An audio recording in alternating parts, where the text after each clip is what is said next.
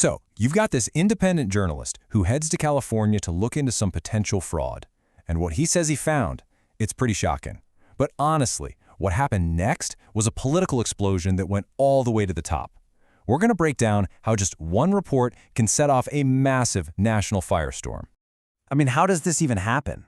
We're not just talking about the claims themselves. We're talking about the political whirlwind they created and the very real fallout for the person who brought it all to light.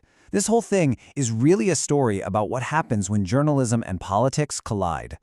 Okay, so it all kicks off with this guy, an independent journalist named Nick Shirley. He goes to California to dig into some government-funded programs, and the footage he gets, well, it raises some pretty serious questions about where taxpayer money is actually going. In this question, from an interview, it really cuts right to the heart of one of the most startling allegations. So let's break down exactly what Shirley reported.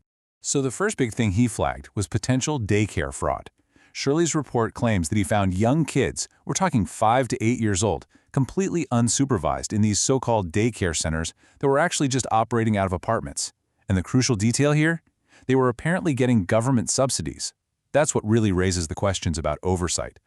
But the investigation didn't just stop with daycares. The second major allegation gets into hospice fraud. These are facilities for end-of-life care, and the report points to a potential misuse of just staggering amounts of public money. And to really get your head around the scale here, you have to look at the money involved. California's Medi-Cal program, the one that funds this kind of care, has a projected annual budget of over $200 billion.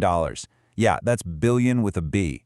So any kind of fraud, even a small amount, has absolutely massive financial implications. This quote from Shirley's report, wow, it paints a pretty stark picture, doesn't it? His team would show up at these addresses listed as state-funded hospice facilities, and they'd find nothing. Just empty buildings. The whole allegation is basically that these were phantom locations, getting public money for services they weren't providing.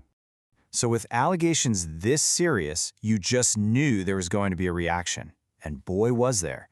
It basically ignited a political firestorm that split right down party lines with two totally different ways of looking at the same story. And when you look at the responses, they could not be more different. It's like night and day. On one hand, you have Governor Gavin Newsom's office, which framed the issue as being part of the federal Medicare program and pointed to things the state was already doing, like putting a pause on new hospice licenses. But then you have Senator John Fetterman, who came out and defended the journalist, calling the official response a disgusting smear and arguing they should just focus on cutting out the waste. And this quote from Senator Fetterman really drills down to the core of his argument. He's basically saying, look, shouldn't this be simple? If there's waste or fraud, you get rid of it. You don't, in his opinion, turn around and attack the person who's bringing it to your attention. Okay, so that's the political back and forth. But beyond all that debate, the journalist himself claims the report led to some really severe personal consequences.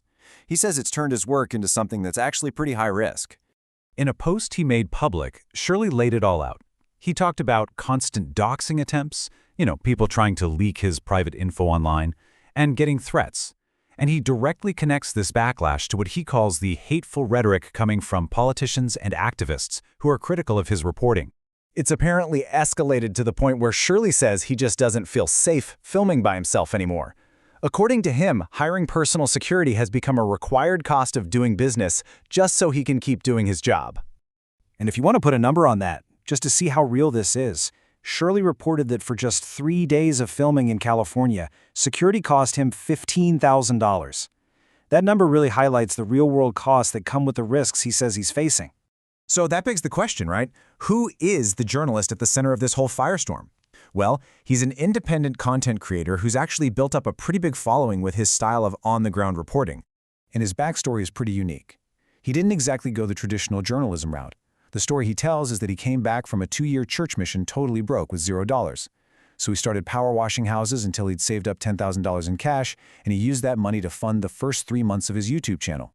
He's also been really open about his faith being a huge motivator for him. He's credited it with guiding his work and, in his words, keeping him on a good path. So when you take a step back from all this, it really leaves us with a huge question, especially in our polarized world today. When a journalist exposes potential wrongdoing, how do we, the audience, tell the difference between the facts and the inevitable political spin that follows?